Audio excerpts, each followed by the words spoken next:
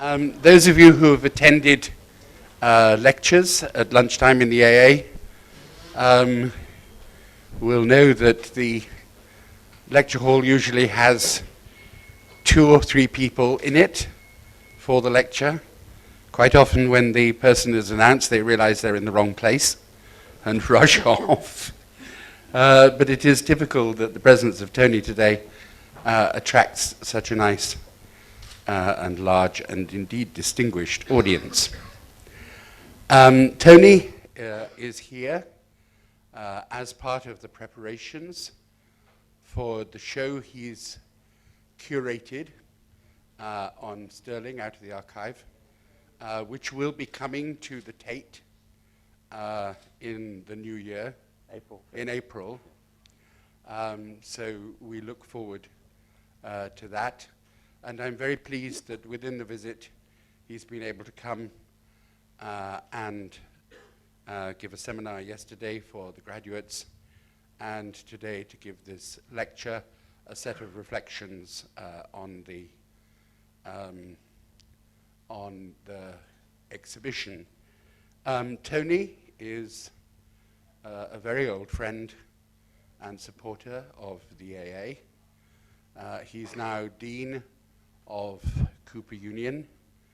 For many years, while completing his scholarly monograph on Ledoux, he was professor at Princeton under the deanship partly of Bob Maxwell, who we welcome this morning as always. Tony has published very widely and influentially in questions of like the history of modernism and the theory of architecture. His books have always been extremely influential within the AA. I have to confess I actually got a little fed up when kind of all the students in HTS wanted I can't remember, about 12 years ago, as if their only topic they wanted to do for their essay was on the uncanny, after the publication of Tony's Uncanny Architecture. And the books continue. As I say, Tony has always been, since his friendship with Alvin, a close friend and supporter of the AA. It's always both an enormous pleasure to welcome him back to lecture. It's a great personal pleasure.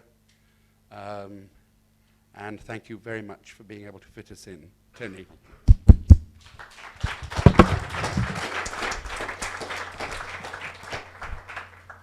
Thank you, Mark. I apologize for publishing the Uncanny book.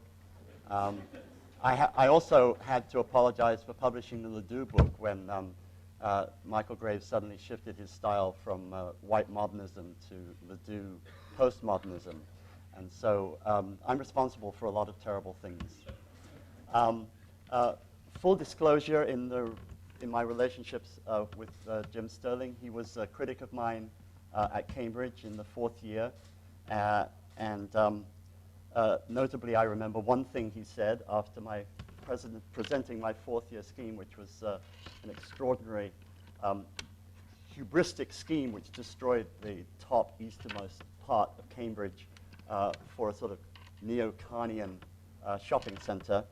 There was a certain silence after the end of my presentation, and then Jim shifted in his seat and said, well, Vidler, I think you've solved the problem you set yourself quite well, but not that I would have set myself that problem. And so that led to a long friendship as he taught at Yale and I taught at Princeton. And I was very honored when Phyllis Lambert of the Canadian Centre for Architecture and the British Arts Centre asked me to be the curator of an exhibition that was not so much a retrospective of Stirling's work, but rather an exhibition which demonstrated the kinds of insights and the kinds of interesting questions that one might gain from the archive of the office, starting in 1950 and continuing through Michael Wilford's holding of the office after Jim's unfortunate and untimely death in 1992. So that's why I call the exhibition Notes from the Archive. And this morning's talk will be very informal. And I hope there'll be time for questions and discussion afterwards, because if anything, Jim's work from its very inception has inspired questions and discussion of sometimes very cantankerous and sometimes very eulogistic kind. So I'm going to talk a little bit about why Stirling now. One of the obvious answers to that question would be that the archive is now completely cataloged and ready to be searched. So in my 2 years search of the 44,000 pieces of paper and multiple files and 50 or 60 presentation models that are in the archive, have simply gleaned a few questions that I myself have begun to approach an answer to in the exhibition. The exhibition itself is much more an exhibition of the process by which buildings got thought, by which buildings got iterated and worked out, much more than an exhibition of the finished buildings themselves. And it is certainly not an exhibition that tries to come to any conclusion about the place of Stirling in the world of architecture of the 60s, 70s, 80s, and 90s. But also, as I went through the archive, it struck me as a teacher of architecture that it's an important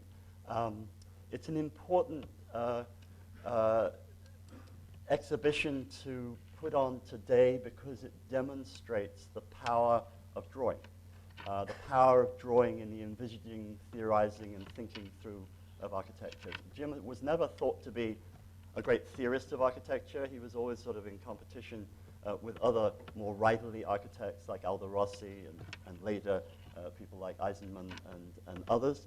But it became very, very clear in looking through the archive of the office that his theory was in his drawing. That the drawing of volume and space, the drawing of circulation, the drawing of composition, the drawing of iterated after iterated possibilities for the buildings that resulted was, in fact, his thought process and his theory. And I think that's one of the most important things that one can glean in this age where I was told by Mark not to use the word parametric, but I'm going to use the word parametric in a slightly critical moment and say that in this age of automatic parametric iteration, it's very, very refreshing to find an architect who actually thought as he iterated buildings one after the other, projects one after the other. And it, I think, demonstrates that that form of iteration is one of the great joys of making architecture and one of the great important instruments of thinking architecture. Just a few photographs that we found in the archive of, let's say, Jim's progress.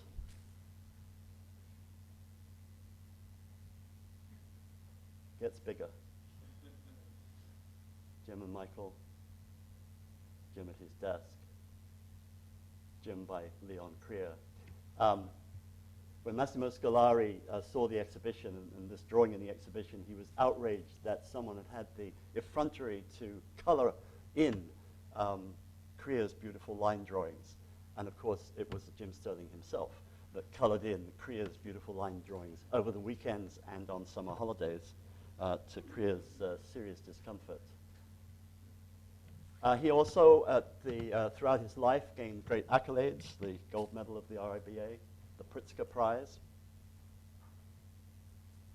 He had a certain style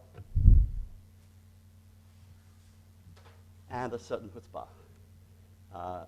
He was big in every possible way, and he was not without controversy.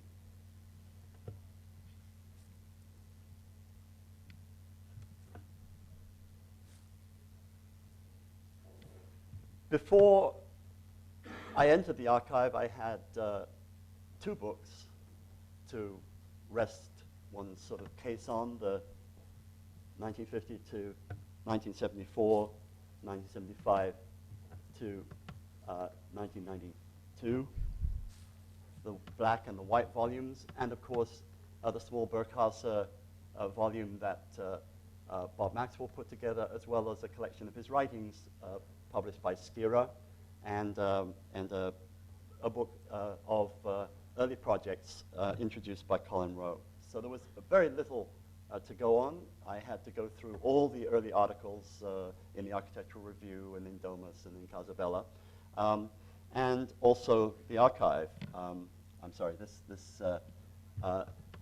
just an intimation of the exhibitions before the present one, the Museum of Modern Art exhibition of the three buildings, the Leicester Engineering Building, the Cambridge History Faculty, and the Florey Building at Oxford, and the 1986 trio, Foster, Rogers, Stirling, at the Royal Academy. Those are the two major exhibitions, except for some exhibitions internationally, before the present one. That was one of the cartoons that came out in building design after the exhibition of Foster, Rogers, Stirling, demonstrating the moment at which the general public, or at least cartoonists for the general public, realized that architecture was becoming a kind of star system. So this is the just a very, very brief summary of what the exhibition's about. It's at the British Art Center at Yale. It's coming to Tate Britain April 5th, and the Staatsgalerie in Stuttgart, when it won't be in the Stirling addition to the Staatsgalerie, but in the old Staatsgalerie. So it's quite nice because it will actually make the Stirling addition to the Staatsgalerie the full-scale model in the exhibition. And that's the kind of environment in which I had to work for the last 2 or 3 years, the vault at the Canadian Centre for Architecture, where all the presentation models and rolls of drawings are stored. So I chose to, having gone through very quickly, not all the 44,000 pieces of paper, but a great bulk of the 44,000 pieces of paper, based on a selection of projects that I thought would be very interesting to investigate. I developed a scheme for the exhibition which, in a way, tested out 5 or 6 questions that an archive might answer. So the scheme has a kind of narrative to it, the exhibition has a kind of narrative to it, but at the same time, each of the sections of the exhibition has a kind of a basis on what can we learn. And the first is, what can we learn from the fact that most of Stirling's schoolwork at the University of Liverpool between 1946 and 1950 was kept in his archive. And we find that one of the first intimations of his work as an architect comes in a little book that he kept just before he left secondary school, which is in the hands of ownership of Mary Stirling, a bird watching book. It occurred to me, reading this bird watching book and thinking about my own life in the 40s, 50s, being brought up in England as a younger citizen of this country, that there were two kinds of people, and you could sort of tell their future from what they did. That is, there were bird watchers and there were train spotters.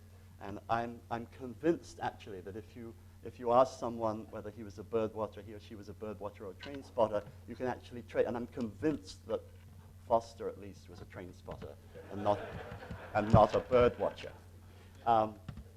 In Stirling's interest in birds, which continued throughout his life, he was particularly touched at a moment when he visited the Joule houses in Paris to find that Corbusier had left out holes in the brick for bird nesting holes. And I'll come back whole circle to that interest in birds towards the end of the lecture. But the book is full of very delicate and precise observations of nature, of landscape, of weather, of the nature of how to photograph. Stirling was an inveterate photographer. He was more of a photographer than he was a sketcher. His camera was his sketchbook, as we shall see. And at the same time, intimations of the coming war, a page where he says that he had heard that we were at war now, and that they were very afraid that this flock of approaching geese was in fact a squadron of approaching German airplanes ready to bomb Liverpool. And so there's a sort of sense of history and a sense of landscape and a sense of precision and delicateness, which I think was always with Jim, especially with students. One of the first of his Liverpool, one of the interesting things about his time at Liverpool is that he experimented with a whole range of quote-unquote modernist forms of composition. Here, a kind of Bruno Taut alpine architecture, but with a kind of bucketful of suspension pavilion on the top of these rocks, and a helicopter with Stirling sitting inside it, being one of the forest rangers. A community center in a much more Miesian or maybe Eamesian format, after he had been to the United States and seen Breuer and Gropius, and at least in their published form, seen the Rudolph buildings in Florida and the Eames House under construction as a part of the case study program in California. A science center, very industrial, with the beginnings of his interest in prefabrication and prefabricated panels, and a very nice little, the first model that we have that he made of a house for an architect in 1949, neatly boxed and sent from America, where he was working, back to Liverpool in order to fulfill his design criteria, and very much modeled on one of the houses that had been published in the architectural record by Rudolph in Florida, especially with the suspended balcony. And the pièce de résistance is the thesis. Now, the thesis has usually been published, and as published in his books and in books about him, as a single building. But what was particularly interesting to me, given his interest in housing and the development of housing over the ensuing years, was that this was in fact the design of, the thesis itself was a design of a complete city center, a city center that hadn't yet been built at Newton Aycliffe, one of the Overspill new towns that had been instituted by the Labour government as a way of housing working populations close by to industrial parks. That was the site as he visited it in 1949-50, and the meticulous analysis of sites, a very witty analysis of wind directions, the north-south wind and the east-west wind across that site without any other kinds of variations. But the views of the site topographically demonstrated, the reworking of the plan that had already been accepted by the Newton Aycliffe Corporation, and the beginnings of a series of projects for the city center of Newton Aycliffe, and there the shadow plan of that, very much influenced obviously by two of the Corbusier projects which he was looking at, probably under the influence of Colin Rowe, who had a certain influence but not a total influence on this thesis, the Cité Mondiale of Le Corbusier of 1929, and of course the Saint-Dié rebuilding, project for rebuilding in 1945-46.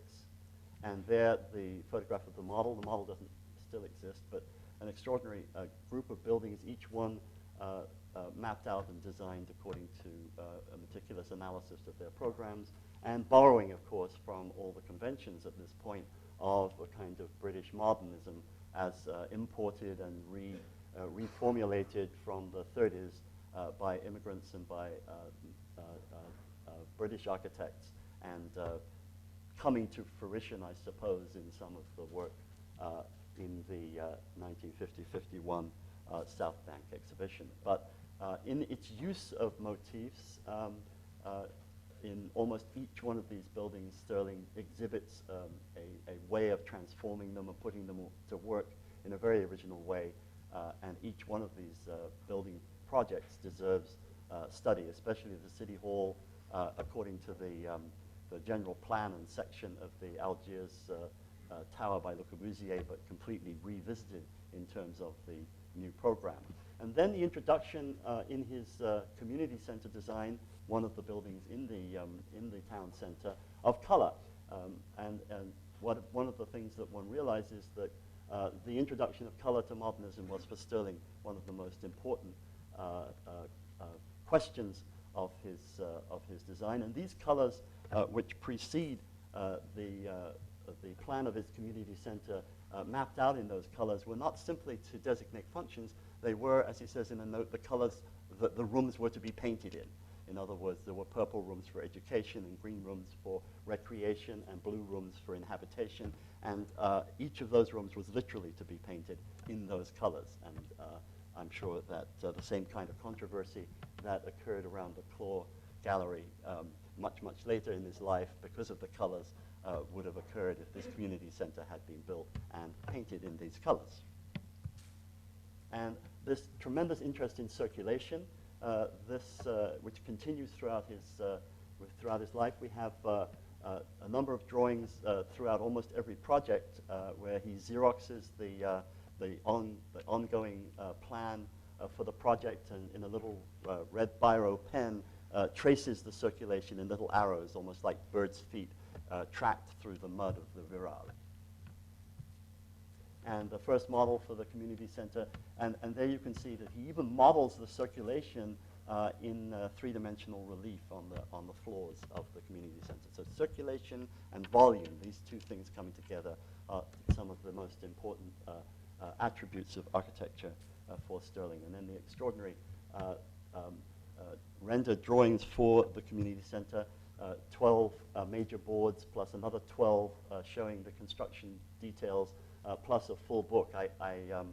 I try to shame my thesis students by showing them the full scope of what a thesis was in architecture in the days when architects actually learned how to build buildings at school. Sorry. Boo. But in these drawings, you can see not only, I'll show you a detail of that section. In these drawings, you can see things. One of the things that Stirling did all his life was to retain affection for inventions that he'd made in one project unbuilt, and then to transform it and rebuild it and finally build it in another project. You'll see, for example, this weather vane on a smokestack come back in the Florey building in Oxford.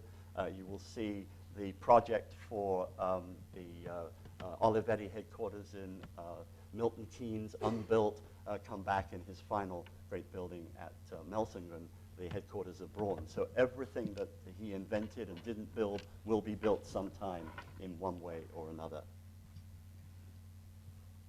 And there you see the weather vane. But you can also see the way in which every single space is animated by these figures, figures playing squash, figures playing chess, figures recreating, figures misbehaving, but the whole of the section is totally animated in every one of his designs. That's a perspective, and I'm told on very good authority that this perspective was drawn by none other than Robert Maxwell. It's the authority of Robert Maxwell himself, so I figure that's fairly good authority. Huh? Right here. Yeah, well, if that's meant to be Jim, in fact, that means that you're Leon Krier far, far before Leon Krier ever invented putting Jim in drawings, right? So that's actually a note for originality and for future historians. And this strange little photograph of a building which is, I think, being demolished, which was actually cut out of the thesis and used somewhere else, but we could fit it back into the pages of the thesis book, and which I think demonstrates his very strong interest in those moments of horizontal buildings on pilotis. And he even has a theoretical statement about horizontal buildings on pilotis and the difficulty of putting vertical buildings on pilotis. And I think Brian Hatton has a theory about what that might be. It might be, it's an abattoir. Rebuilding the abattoir. Fantastic. Okay, now we have.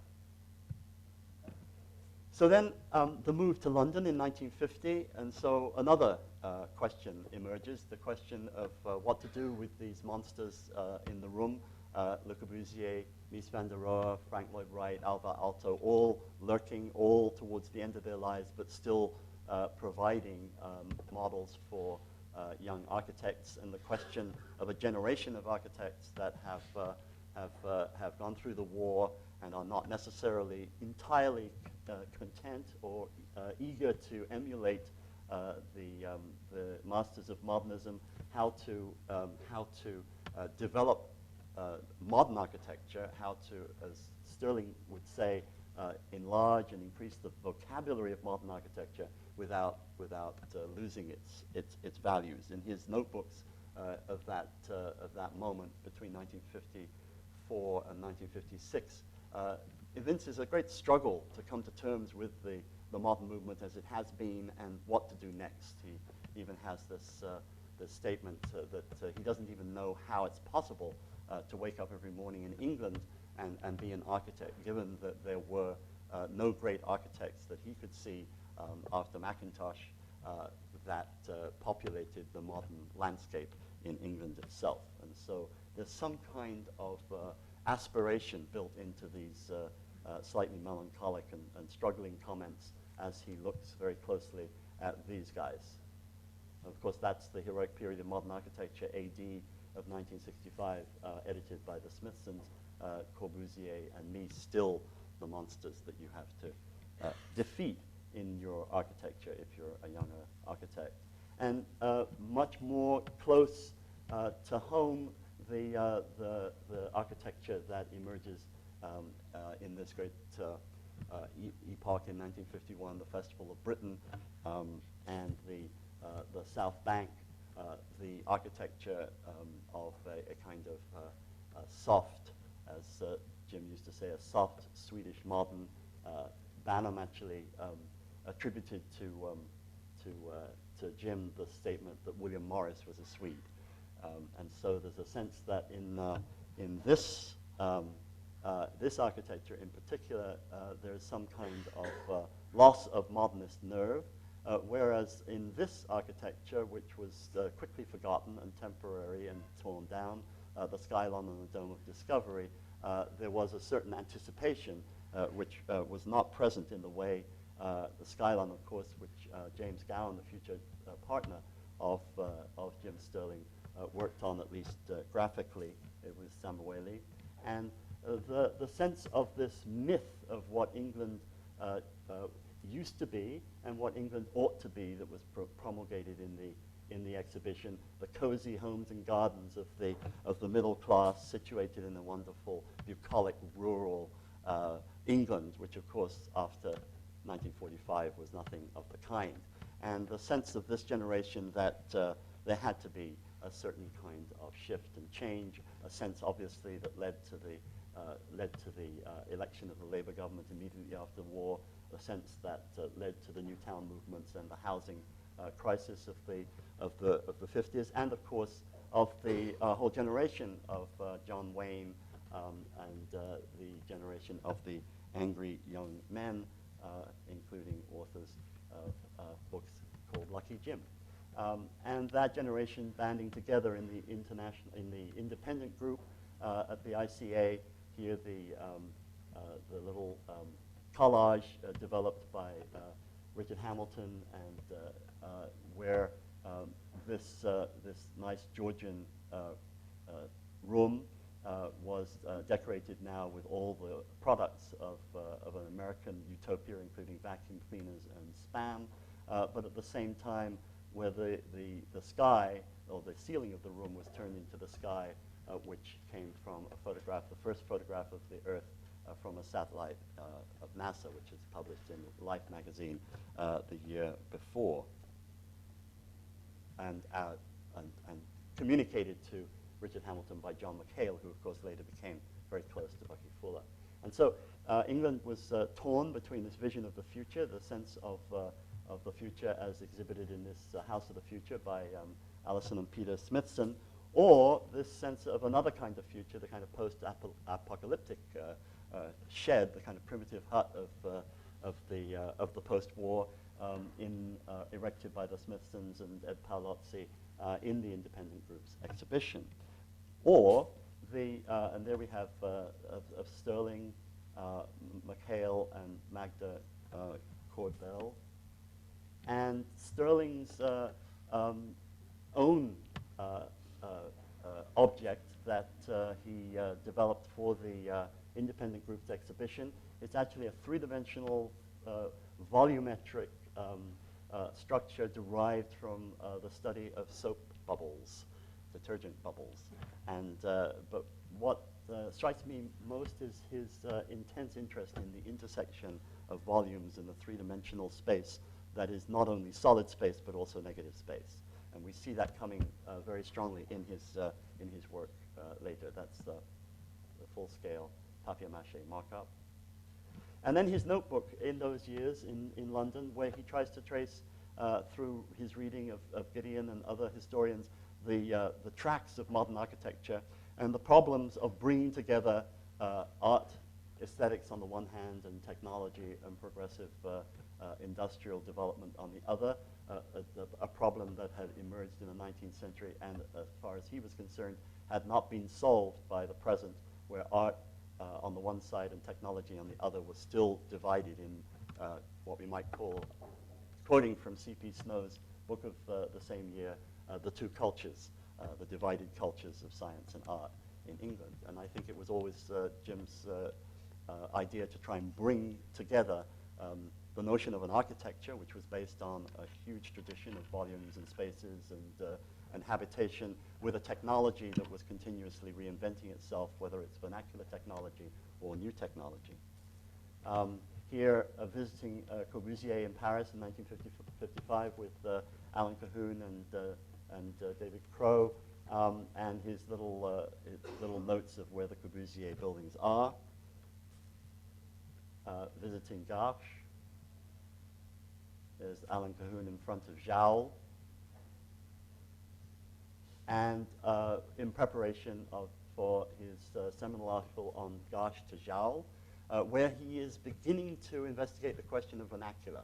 Obviously, the shift from Garches to Joule is a shift from, in Le Corbusier, from a high technological aspiration or a high purist aspiration to a much more vernacular aspiration. But as Stirling says, what is a North African vernacular when it's placed in the center of Paris? And the question is, what is the contextual value of vernacular as opposed to a more direct understanding of what the vernacular of a particular place is, as opposed to importing something that looks vernacular into a high-style city.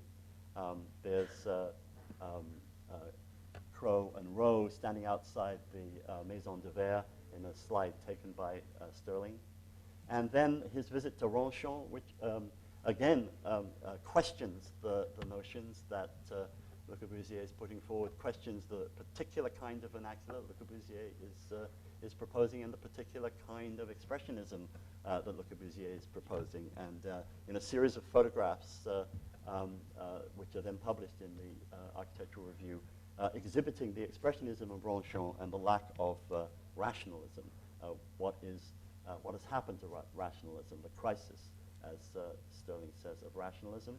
And in the archive, hundreds of photographs taken, these taken in preparation for the Architectural Review article and published in the Architectural Review.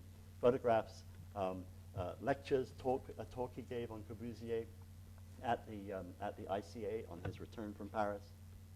And then his investigations in the late 50s into the notion of vernacular itself, taking from Ronchon and moving into photographs taken again and again in the Liverpool docks, the Royal Albert Dock, which later, of course, became the Tate North, and culminating in a project that he and James Gowan received from Lyons, Israel, and Ellis, a project for rehousing in Preston, Lancashire, where he takes photographs of the context and at the same time tries to produce a vernacular response, but a modern vernacular response to that context, a a kind of an attempt to reinvent the street life and the courtyard life and the formal life and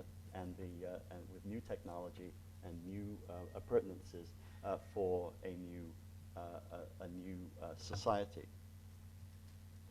And a whole series of photographs populated by children that must have been nicely placed and posed there and bribed with candy in order to rival Nigel Henderson's photographs of the East End. And of course, this was not without controversy. There were a whole range of articles that began to question Stirling's inventions. Those who were die-hard Corbusian modernists wondering why he would build in Victorian form. Even Banham saying, "Are we building in a vernacular that in 20 years the inhabitants will want to get out of? Why would we want to build back into our cities the forms of old cities?" But in looking very closely at this project and in understanding the roots of Stirling's interest in vernacular, it's very clear to me that he was reading very carefully a whole series of studies that had emerged after the war in terms of working class life, in terms of the way in which modern movement solutions of point blocks and towers had erased street life, sort of anticipating the kind of questions that someone like Jane Jacobs would raise in the development against development in New York in the 60s.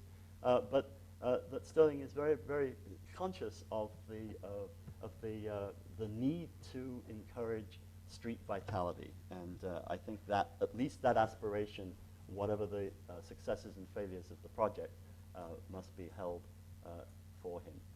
And then moving very substantially into a sense that is really derived from the very intense interest during that period in Russian constructivism and Russian constructivist architecture, the idea that new social condensers could be made out of an architecture that could have a kind of instrumental and powerful effect on the institutions that they constructed. So that in the construction of Leicester, the echoes, at least, of Melnikoff's social clubs, but also strong reverberations from the English vernacular of plate glass and of brick. And here a little, the cover of the Leicester University Student Magazine showing the building as a kind of ship going off into the wide blue yonder. And if there are any photographs in the exhibition, the photographs are archival photographs taken at the point where the building have been completed.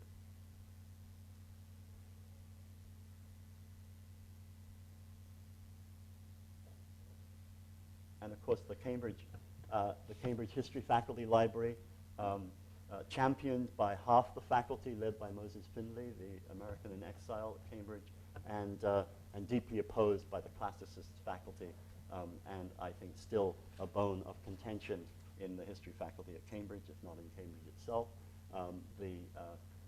What I think is an extraordinary work of synthesis, building the library where there was an absolute demand for supervision and surveillance from a single point in a kind of quarter panopticon figure. And, you know, again, the questioning. Where are the people and where are the people's aspirations, says Gavin Stamp. Gavin was one of the most powerful critics of Stirling during that period.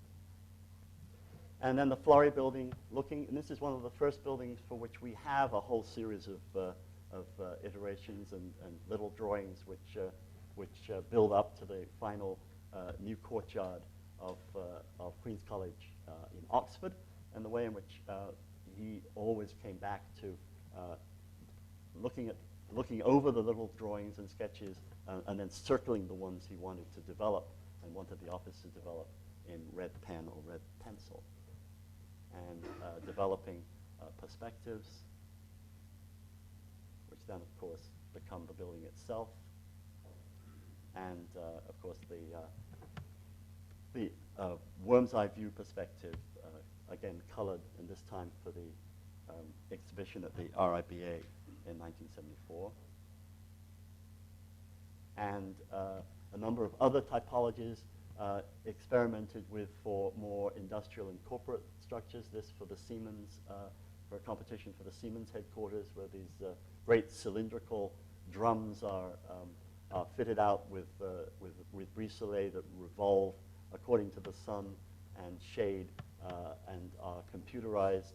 And in Leon Crier's drawing, a whole series of architects, including Le Corbusier, sitting quietly in the terraces of this building.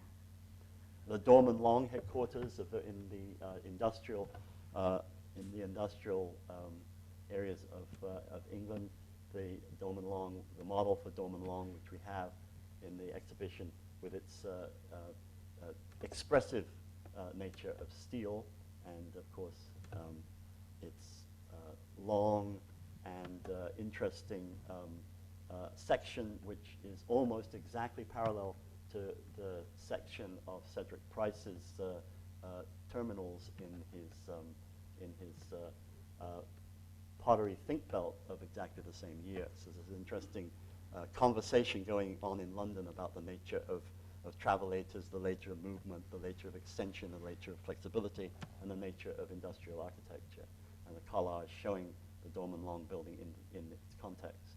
And of course, the question of the new towns, I can't go into it today, but Brian Hatton wrote an extraordinary article, which I think is one of the most judicious assessments of the new town movements and of the success or failures of that new town movement, asking the question whether the failure wasn't more in the policies that governed the spatial layouts and the policies that governed and then ungoverned the maintenance and the social inhabitation and the social networks and social sustenance that underlay the work, and of course the policies that were in a free market totally opposed to any kind of public housing at all, and needed that land to sell off to private hands in one way or another. So just one photograph of Runcorn. A little footnote where I mentioned Prévy is an establishment that was a kind of experimental site that was developed by the United Nations in Lima, Peru, where a number of international and Peruvian architects were asked to go to Lima to experimentally build up structures that could be then self-built by inhabitants. And in a recent survey, the structures that Stirling built in Prévy, which has been built up and built beyond and developed by their inhabitants, were judged the most successful. So it may not have been successful in Runcorn or Preston, but he certainly has been successful to this day in Peru. And then moving in accord with a movement towards the rebuilding as opposed to the demolition of center cities, the notion of in a sense, disassembling the typologies that have been assembled as single buildings and reincorporating them into city centers. The project for Derby, which was done with Leon Crier, the city center, which was here being redeveloped as part of a competition as a large, as a rerouting of the traffic around the city center, and the building of a glass galleria as a kind of binding up of the space of the city center, and Charles Jenks' article on that particular project, a project that began the investigation into cities that then emerged with three competition projects: a competition project for Düsseldorf, a competition project for Cologne, and a competition project for Stuttgart, which was the one finally that he won. But the disassembling of the elements of a museum and the reassembling of them and insertion of them into the fabric of the city to bind up the city in a certain form And then the discovery, for example, of his trip to Chandigarh while the Düsseldorf competition was being developed in the office, his embarkation card, his money exchange slip, and his Nepal Airlines boarding pass. And if you turn them over, you have the sequence of the design of the Düsseldorf competition from there to here. And by that time, it's already designed. He brings it back to the office, and they built the novel. They built the model. So this is, I think, something that we all do, but it's nice to see it done. The competition for Cologne and the competition for the Staatsgalerie in Stuttgart, the Bild Gallery in Stuttgart, and the German reaction to it. Mein Gott, es ist mein vergotten Meer.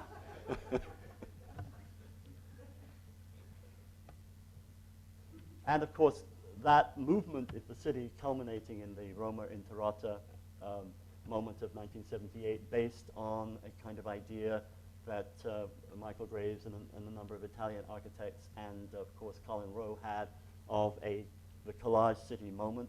Collage City by Rowe and Kota has been published in an article in 1975 in Architectural Review, and then became the book in 1976, 1977. And here is Stirling's intervention in Roma Interrata, taking the Noli plan of 1748 and adding all his built and unbuilt projects in a landscape or within the city as appropriate. And that, of course, exhibition coming to the AA in 1979. This being the AA handout that I collected at the time. And then from buildings that are inserted in the fabric of the city to buildings that are little cities themselves, such as the Cornell Performing Arts Center, which is a small hill town that takes its place very nicely here within the towered hill towns, the semi-Italian towered hill towns of towered hill towns of the Ithaca landscape. This a very rare photograph taken with sunshine. The Rice Building, which of course was very strongly worked by both Wilford and Stirling, where the absolute strictures of the Rice campus, that there should be a kind of a Spanish mission style, quasi-medieval Hispanic style throughout the whole campus, and the very witty operations of the skin, which the architects were forced to build around their modernist interior. And then Goldberger's very warm accolades around this contextual building. To this building, which actually did not gain as many warm accolades as many of the other buildings.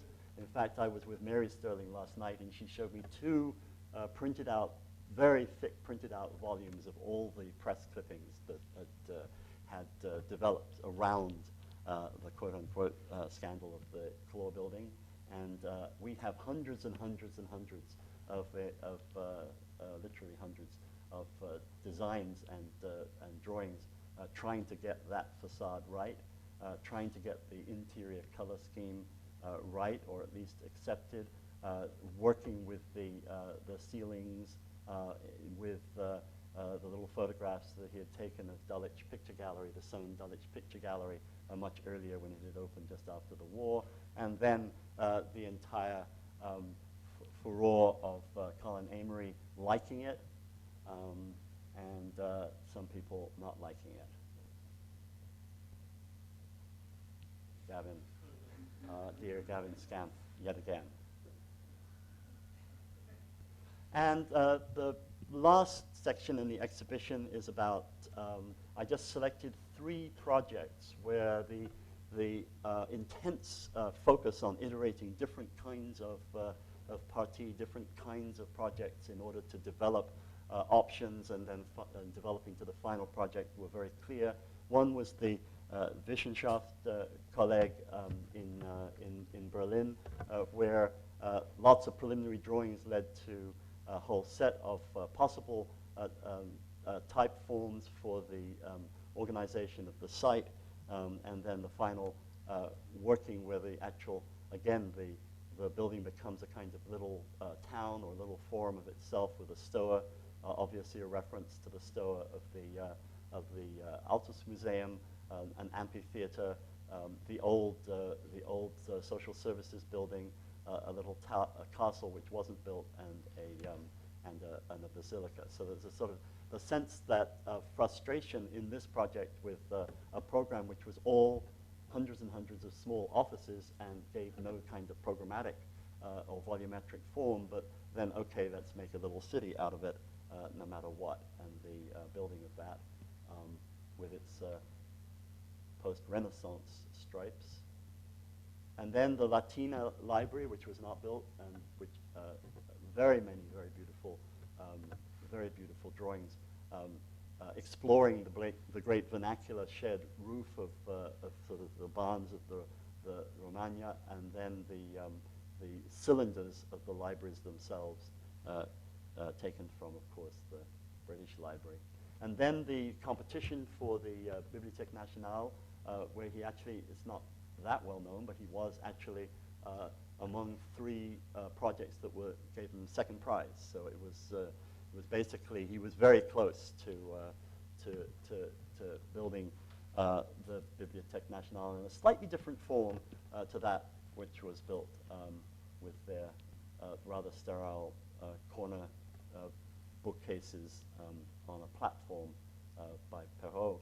Here, the working out of the program, and here the building of the final model, which is one of the biggest models in our collection, whereby all the libraries get their own form relating, if you like, to the entire histories of library forms in the world. And one of his very, very most exciting moments where he realized that the site of the library was right next to where Corbusier's barge for the Salvation Army, which is still moored there, was moored, and we have the page from the Oeuvre Complète, which must have been treasured by Stirling, torn out because and it says, give this to the model builder, because it has all the dimensions of that. And so Stirling finally meets Corb by the river in Paris from 1959 to 1955 to 1992. And then the final extraordinary triumph, I think, one of his greatest buildings, of Melsingen, where the city, a kind of little city in itself, a city of industry, comes together in a verdant landscape. And in his opening speech in 1992, just after he was knighted and just before he died, he ends it. I hope all those who come to work in the new buildings will find them as easy to occupy as the families of falcons, which have taken so readily to living in the birdhouses we placed on top of the highest buildings. So from the bird-watching book to the falcon houses of Melsingen, we find a kind of tenderness and a love both of architecture and of nature, and actually of people, and of color, whether you like it or not, in James Stirling. Thank you.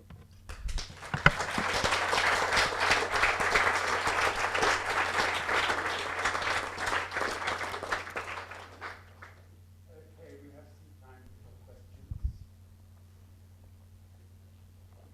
Yes. I think it was in 1993, or maybe you will know better than me. There was a little building which was published, which was the bookshop at the Venice. The Venice bookshop, the gondola upside down. Yes. Yes, that was hailed as a return to high modernism and Stirling's attempt to reconstruct his early modernist career, as opposed to his explorations in perhaps eclectic work. What do you think about that? I think that when you look at the whole career from this perspective, as opposed to the perspective of I think the very artificial debates around postmodernism and modernism, which were largely stimulated by art historians and not by architects, I think Stirling's resistance to being called postmodernist is correct. I think that he was always, as he says, trying to enlarge the vocabulary of modernism without actually destroying the functional virtues and the relationships between volume, space, and circulation, and sometimes of space and association that he felt was sometimes lacking in high modernism. And so my sense is that there is more of a continuity to be sensed than the outward, that the outward appearance of buildings for him is something that has to do with his desire to, as he says at the end of one of his lectures, for not only architects but also normal people to understand why a building looks like it does. You know, and from Preston all through the little ship at Venice, I think that it's clear that he has a sense of place, that he has a sense of space in place. I was never one of those historians who liked the word postmodernism. I think that modernism after the war was codified very artificially out of a multiplicity of different architectural languages before the war, from 1900 to 1930. Many of those languages being partly traditional, partly modern, many of them in different varieties of expressionism and neoplasticism and futurism and purism. That modernism, as it was codified by the sort of Hitchcock and Johnson international style book, was never really what modernism was. And I think one of the things that Stirling did was to mine the languages of the entire modern period, plus some, to generate new expressions. So I'm a little bit leery of codifying periods in people's designs by the apparent look of a building. Okay, another question here. Yes, Colin. I had forgotten that his thesis had been on a city centre. Right. I must have known, or maybe it's the first time it's actually expressed. And you've actually, the thread of a little city goes through your whole presentation. His tendency to look at complex building programs as something that could be broken up into urban components and turned into a city.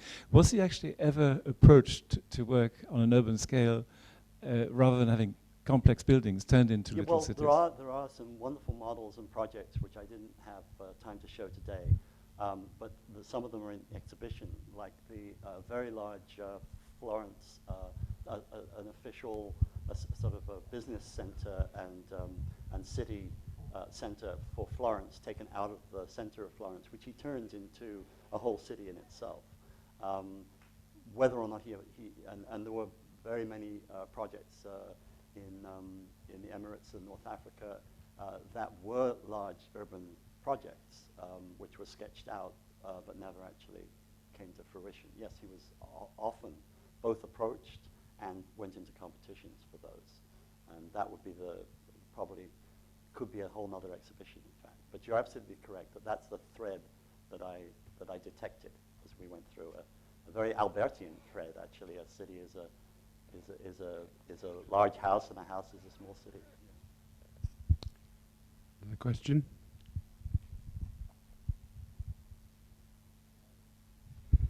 As well, Yeah.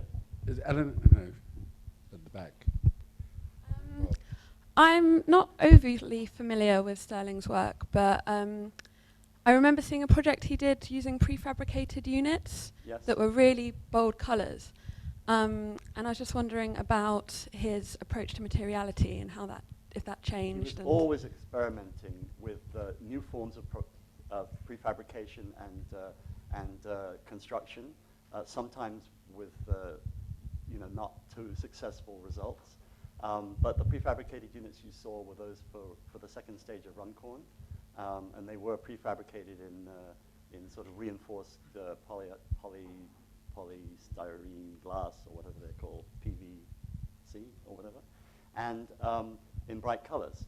He tried to do the same thing for the Olivetti training center at Hazelmere, and there are drawings of about 10 or 15 different color schemes, which were all turned down by the local authority as being too bright. So in the end, he did a color scheme which he, in a black and white drawing, and then identified the color scheme as buff, gray, and white, right? But the buff and gray and white that he actually produced in the actual building was not exactly buff gray and white. So he managed to pull a little fast one on that. I don't know. Some of his colors, have outraged people, and some of his colors are quite, charmed people. And I think that's a question of taste. I can't. So, Tony, I would like to ask about two buildings in London. One is Number One Poultry, and the other is his building in Cotton House Terrace. They both use much the same vocabulary of forms, the peeking out. Right. But whereas Number One Poultry is rather outstanding in color, use of color, and a bit provocative in a way, the other one, Cotton House Terrace, fits in beautifully. Yep. The environment looks grey, Mm-hmm. like all the buildings around it. What was led him to that stretching a Number One Poultry to become provocative? Well, actually, you know what it replaced. A very, very highly decorative structure in colored brick. Yeah. And I think he was fascinated by that sort of mid to late Victorian brick and tile color schemes which didn't seem to offend any of the Victorianists who disliked his color schemes. But Very good, thank you.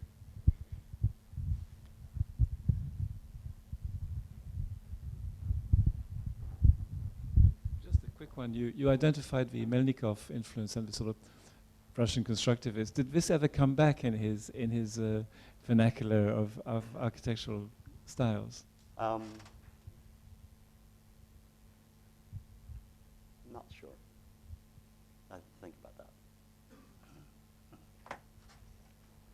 Okay, well, sorry, there's one more question back, and then we'll finish.